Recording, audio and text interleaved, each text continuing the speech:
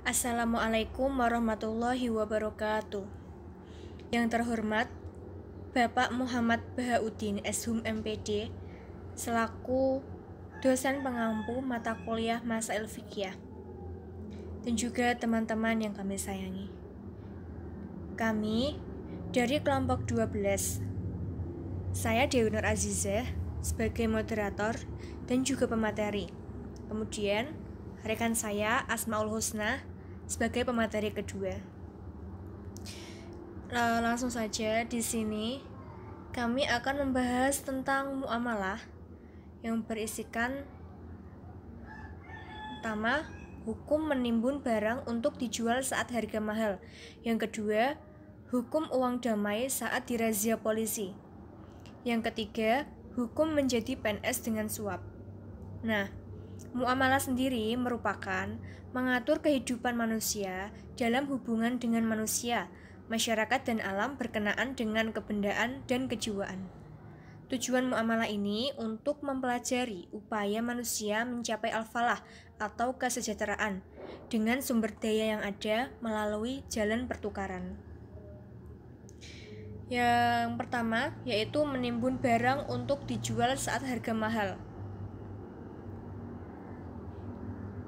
Penimbunan yaitu ihtikar, yaitu membeli komoditas makanan pokok pada saat keadaan tertentu, kemudian menimbunnya dan menjualnya kembali dengan harga yang mahal pada saat kebutuhan mendesak. Nah, berdasarkan landasan hukum praktek penimbunan harta terdapat dalam sebuah hadis Nabi yang diriwayatkan oleh Ma'mar bin Abdullah. An Sa'id bin Musayyib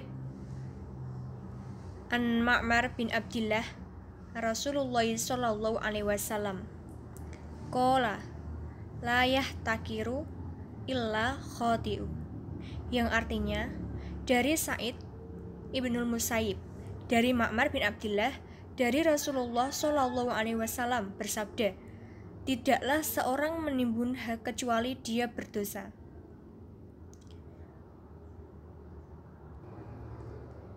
Dari penjelasan hadis di atas dapat difahami bahwa hadis tersebut hukumnya berlaku mutlak. Artinya, tidak ada pembatasan secara khusus dalam beberapa komoditas tertentu dalam praktek ihtikar. Larangan menimbun harta itu mencakup segala komoditas yang diperlukan masyarakat, bukan hanya kebutuhan makanan pokok saja. Akan tetapi, Imam Asy-Syaukani memberikan pendapat bahwa ilat keharaman perbuatan menimbun harta itu bila merugikan kaum muslimin. Namun, jika tidak sampai merugikan, hukumnya tidak diharamkan. Pendapat ini seolah memberikan jalan tengah bahwa keharaman dari praktek penimbunan harta itu dilihat dari segi ilatnya. Dalam hal ini jelas kalau dalam hal praktek penimbunan makanan pokok itu diharamkan karena memberikan sebuah kemudaratan yang luar biasa. Akan tetapi tidak menutup juga barang-barang lain selama itu menjadi sebuah kebutuhan masyarakat. Selanjutnya akan dijelaskan oleh Mbak Asmaul Husna. Yang kedua yaitu uang damai saat dirazia polisi.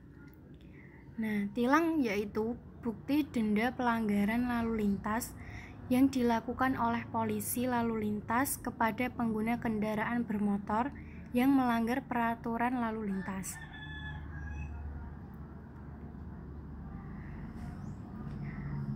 Berupa tilang damai di tempat.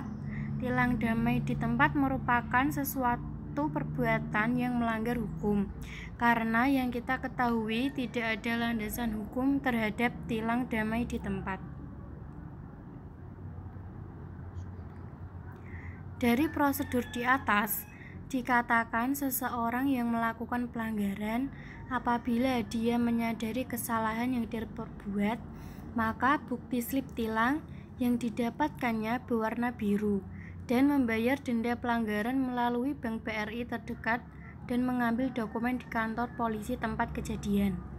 Dan apabila seseorang melakukan pelanggaran dan menolak kesalahan yang didakwa, maka akan mendapatkan slip merah dan mengikuti sidang di pengadilan.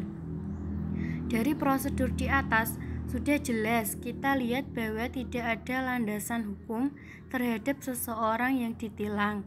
Bisa damai di tempat dengan memberikan sejumlah uang yang sudah disepakati dari pihak oknum polisi lalu lintas yang menangkap maupun dari pihak si pelanggar lalu lintas. Jadi, sesungguhnya tilang damai di tempat itu tidak baik karena sudah melanggar kode etik kepolisian.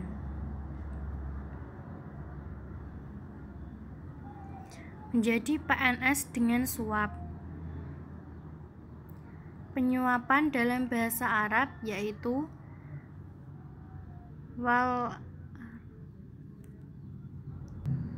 wa illa rusya urusyu. Dalam Islam, penyuapan bagian dari rentetan perbuatan yang menimbulkan perbuatan siap. Dengan adanya penyuapan, maka ada yang menerima, perantara, dan ada barang sebagai alat suap tersebut. Hukum memberikan suap, yakni haram, karena hal tersebut membantu perbuatan maksiat. Adapun jika memberikan suap dengan tujuan agar hakim memberi keputusan hukum yang benar, maka hukum memberikannya adalah boleh. Meski hakim diharamkan secara mutlak mengambil pemberian atas putusan hukumnya, baik yang diberikannya diambil bait al-mal atau bukan. Baik, tadi merupakan penjelasan dari kelompok kami. Kurang lebihnya kami mohon maaf. Wabillahi taufiq wal hidayah. Wassalamualaikum warahmatullahi wabarakatuh.